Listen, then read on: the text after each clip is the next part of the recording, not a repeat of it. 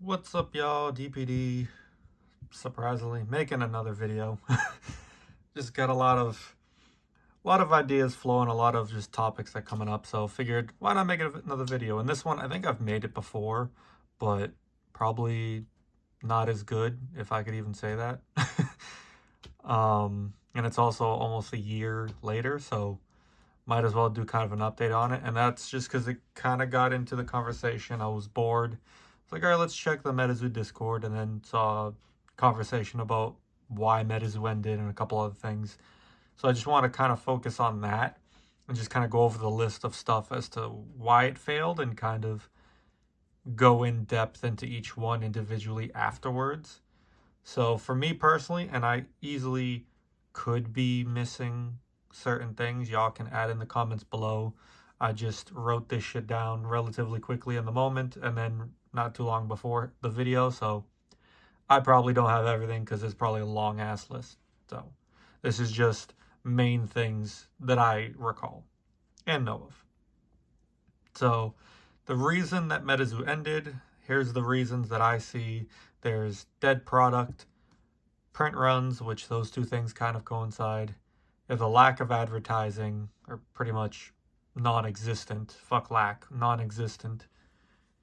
Ownership, which was Mike and Andy, and then over-promising and under-delivering, or towards the end of MetaZoo, never delivering. So those are the main 5 reasonings that I think it ended. The biggest one obviously would be they coincide with each other, dead product and print runs. The other ones are, big forces, but they're not the nail in the coffin. They're not what sets you backwards a lot earlier on. Like, they've been fucked. They were fucked for a while. And just having a 100K print run on something like Wilderness was idiotic in and of itself. And then doing the same thing again for UFO, thinking that you just get bigger and change organically. Even with advertising, you're not selling fucking 100K SKUs of each thing, especially not theme decks and fucking release event boxes. Like, that's just common sense. Or spell books. Like UFO, I think in the manifest was like 70,000 spell books or 80,000, whatever it was, just in the warehouse. So you printed all that shit for nothing. You lost a lot of money. It's just dead product sitting there. Still not 100% sure if MetaZoo was paying inventory, if it was directly from Shaw. I don't know. I don't really give a fuck. But that's inventory costs that you would be paying normally. There's all that fucking product for no reason. And it doesn't take a genius to realize that, hey, we don't need even 50K SKU of a fucking theme deck. We don't need even 25K of a theme deck. Like, y'all could have made it like 10K theme decks, 10K release event boxes, 25K spell books. You want to force it on booster boxes, that's fine. Make it 50K. Same thing with blisters. You want to force it and go 50K, go ahead. But even simple shit like that, it could have made MetaZoo last longer. Do I think it would have lasted with the ownership to begin with? No. They would have fucked it up regardless. That was inevitable, in my opinion. They just sped up the process, being stupid earlier on and greedy, in my opinion. Whether that was solely Mike's decision, a group decision with the other investors and ownership group and workers, I have no idea for sure, but it was a stupid idea. And all that dead product is just money sitting there, just not being put to use. And then the whole, we're not selling it unless it's at MSRP, that as well. You're not admitting your mistake. You're being stubborn. You're sticking to, oh, I'm going to sell my booster boxes for $140 on the website. Like, the idea that Shaw had for selling stuff on TCG Player and other stuff was a great idea, to other repackaging companies. It's a great idea. Get some cash inflow coming in. Would I have done it secretly through TCG Player, through the, I don't remember the fucking name. It was like TCG Max or something, whatever it was. And would I have done it secretly like that? No, I would have stuck to repacks and selling certain ones behind the scenes. There Definitely not selling my own product to people, undercutting all of the partners and fucking them all over. I wouldn't have done that. But in order to generate revenue, it made sense to do something like that. Too little, too late, and there's way too much product for that to even consider working, even undercutting all those other people. The MetaZoo being hot, MetaZoo being at its peak was long gone at that point. So you're still having a bunch of dead product. You're lowering what it's going for, and you're still not really selling much. So you're depreciating your own assets on top of making like fucking $150 a month on spell books from UFO, if that. Like, what the fuck? That doesn't even count shipping costs, TCG player fees. Like, you're making pennies, which is idiotic in of itself. And print runs just like I said, why? It never made sense, a lot of it. 100K SKU, like, come on. Even with Nightfall, 50K was already going to be pushing it. It worked at the time because of the hype, the people stonking, investing, and people wanting to rip it as well, but it wasn't sustainable. And to be fair, Crypto Nation was the base set. It was OG. Already had a bunch of hype with Kickstarter. First edition made sense to reprint in first edition. Made sense for the hype. Nightfall, it's a Halloween set. Majority of people love Halloween, so that makes sense. But Wilderness, for me personally, it didn't really catch my eye. It's just wasn't my thing. I bought a good chunk of it at release, but it wasn't my thing. I know a lot of people say it's their favorite set, especially for playability wise, but in general, it's a dog shit set when you have 100K SKU. Like, there's not really any chases as time went on because anyone can get it. Like, Prism Aura hit a low at one point of like $10, $15 after the closure, which makes sense, but it's just, it doesn't make any sense why you would print that much in the first place. Obviously greed, but that's pretty much the reason that they went bankrupt in the first place. And you have stuff like the Kickstarter from Faded Spade, and I'm one that I didn't have all the info, and I believe I even defended MetaZoo at the time. So I'm here to say that no, it wasn't their fault most likely. Faded Spade probably wasn't getting paid and said, fuck you, you can give me my money or you're not getting your product. And when MetaZoo didn't give them their product, fuck you. Unless it's something of, oh, these hollows are shit, so we're not going to pay you X amount. We're going to pay you this amount instead. I don't know. I think they just shafted them money. I didn't look at the court filings. I think they were on there somewhere, but I didn't look, so y'all let me know in the comments. And they probably just use a lot of that money to pay off old shit, to pay off the Wilderness print run, to pay off the UFO partial print run, and then you have CN2, which was another stupid mistake. And there was a bunch they didn't even pay for that was still at the printer. Why do you need fucking 60K of spellbooks? What sense does that make for second edition? What, you ain't got that many players. You ain't got that many fans. Just because first edition's working great, second edition's gonna go for pennies. You could look back in history and see it didn't really work for Pokemon when they first came out with base set 2. When they were going down to begin with, it just, everything kind of tanked. Because they're like, why the fuck do we need that again? We not only had a reprint we had regular base set, we had tons of reprints for Unlimited, and then you also had base set 2, bunch of reprints. You had Legendary Collection, bunch of fucking reprints. Like, today, in today's day and age, yeah, it works out for people buying and selling, and if you held it that long, yeah. But in the moment, they fucked themselves, and the hype was going down. And fuck, for even Pokemon, they almost went out of business at a point. Like, they didn't have the hype, they were going downhill. There's a reason some of these Nintendo e-reader sets are so scarce, because nobody was buying them. There was no need to print them. Like, demand was going scarcely down. And MetaZoo just got greedy because of COVID. And then you have a big one, lack of advertising. I think it's a big reason for failing, but if they advertise the fuck out of everything, we're still at the point we are now. It's just going to be delayed, in my opinion. Like, oh, we're not going bankrupt now, we'll go bankrupt instead in 6 months or a year later. Like, it's like manifest destiny. This is gonna happen anyways. You're gonna go bankrupt, it's just when. Like, simple as that. And even with now some people saying that there's a lack of advertising from the new ownership, while I can agree a little bit in the sense of you could just put out some type of ad, some type of YouTube video, some shorts, some TikTok, something in terms of like, hey, MetaZoo's coming back, Q1, here's the regular logo. This is like a couple sneak peeks of a card and call it a day, coming Q1, shit like that. Something to get people to like see it that haven't seen it before. So I agree with some people on that.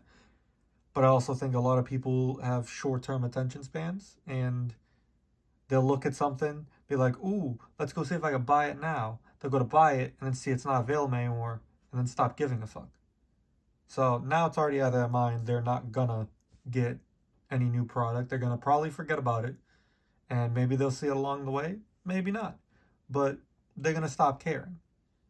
And that's what happened in the past with regular MetaZoo, where people would be like, ooh, I'm excited for this set. Where can I buy it? And then just, they don't know where to buy it. They don't, it's not out yet. It's soon when it's coming out. Like, that's how they lost some of their people buying that were casuals to begin with, is when they started having every set get delayed. So that kind of fucked it. And the advertising alone, the old MetaZoo didn't do advertising, let's be honest. Even if they did, still, you're advertising shit that's not going to come out on time. You're just going to piss more people off.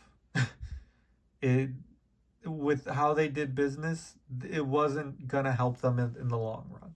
But today, I think the new team has a plan set in stone. Don't know what that is, have no idea. Not a clue. But I know they have something that they're going to stick to short term, long term. Charlie even said it in the Discord that they have plans set right now. Obviously, I think the team is very smart. They know what they're doing. They know if they need a pivot or not in certain situations, and they're taking consideration for everyone. But in the day, it's their kind of thing. They bought it. They spent the money. They're gonna do what they want with it and learn from their mistakes. There's some stuff that even I'm like, I wouldn't do this, I wouldn't do that, but let's see where it goes. Maybe I'm right at the end of the day about some things, maybe I'm wrong. We'll see. So lack of advertising, definitely a big one. Another big one, ownership. When you have Mike at the helm, you were gonna be fucked at the end of the day regardless. You were gonna be fucked. Like, I get it. He created it. He's this genius that made this amazing game and whatnot. Like, he's the founder at the end of the day, and in 5-10 years he's gonna be the founder. No one's gonna remember all the bullshit he did. That's just a fact. Just like, not right now he's hiding in fucking Discord under a different name, which I might do a video on that, might not. I don't know, we'll see. But motherfucker, I see you.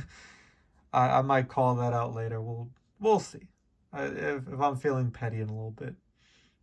But with him and then giving the reins to Andy, didn't like Andy, hated his guts. He was a pretentious prick. Fuck him. But at the end of the day, he was given pretty much a lemon. He was given something that wasn't possible to save. So it's like, anyone that thinks, oh, Andy's the reason it died. No, it was already dead. It was already fucked due to debt from a year and a half prior. So it's like, you can't put that blame on him. And technically, during his tenure, you had some of the best art and best products that ever came out. Minus Kuromi. Fuck Kuromi. I don't really care about Kuromi, personally. But you had stuff like Disclosure Files 2.0, Disclosure Files 1. You had Black Friday packs. Even the Cosmic Plushies wasn't a terrible idea. SCP was finally going to come out. Like, all that stuff came or was going to come during his tenure. I think even Legacy pre-orders, they started around when he became president. So if you want to give him shit, you still got to give him credit at the end of the day. How much he had to do with all of it, Lord knows. But he ain't specifically the reason, but he definitely didn't help off-putting all these fans in the Discord for years, being a fucking asshole. Like I said, pretentious prick, just a self-centered asshole. He didn't do anyone any favors. And then the last thing is overpromising and under-delivering, or the last 6 to 8 months almost never delivering on major ones, taking pre-orders, taking skateboard money and not giving it, or taking months to send it out, like shit like that. And that was always my biggest gripe with them. You want to under-promise, over-deliver, and that's what I think the new MetaZoo is trying to do, and people aren't really liking it, which I can see their point to an extent. And that's probably going to be another video. But it's, you never want to do that as a business. You never want to overpromise and under-deliver. That's how you kill your business very, very quickly. That's how you lose trust. That's how you just sink it at a drastically faster pace. And that coincides with reasons that MetaZoo didn't end. And one of the biggest ones was existing fans, and fans at the time, like hardcore fans. A lot of us pre-ordered and bought money regardless because we fucking loved it. Granted, even I stopped pre-ordering certain things. Some stuff I did because I really, really liked it and I was really looking forward to it, and I was like, it's too big of an idea for it to fail. They can't possibly fuck this up that bad. They have too much money behind them with other people in ownership. Obviously not knowing the entire scope of what's happening behind the scenes, but it's still like, it's too great of an idea to fail, and he still failed it. So that should tell you all you need to know. And existing fans still spending money, still buying all the new sets, still trying to play with gameplay and play the game, whether casually or competitively, like you still had that. And the other main reason that it, English David.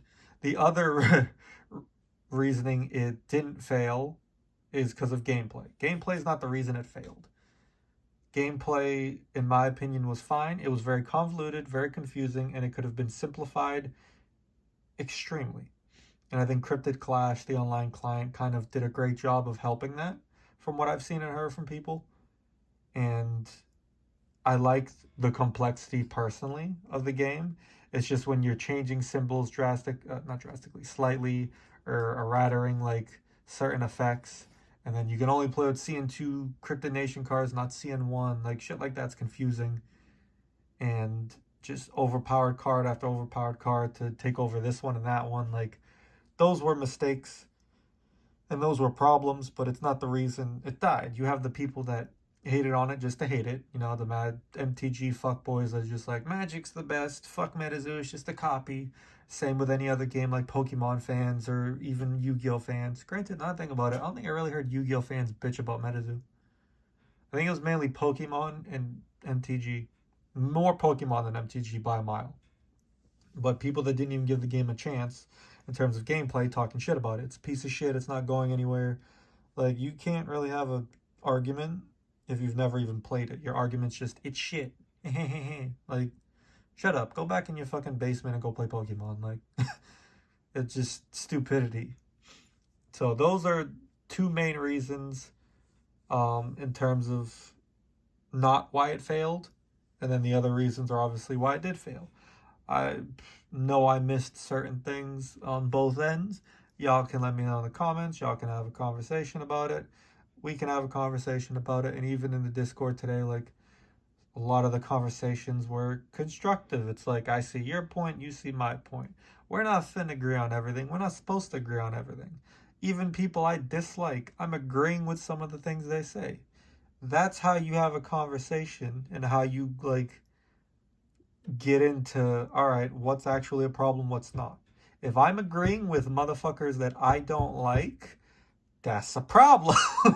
Not for me, but for the direction of where MetaZoo's going. So it's something that I would say take into consideration. I'm going to put this into a different video focusing on that, but touch on it, at least touching on it a little bit now. So y'all let me know what you thought of my opinion, what you thought about why MetaZoo ended, and the reasonings for it ending, what were not reasons that it ended, and yeah, that's about it for this one.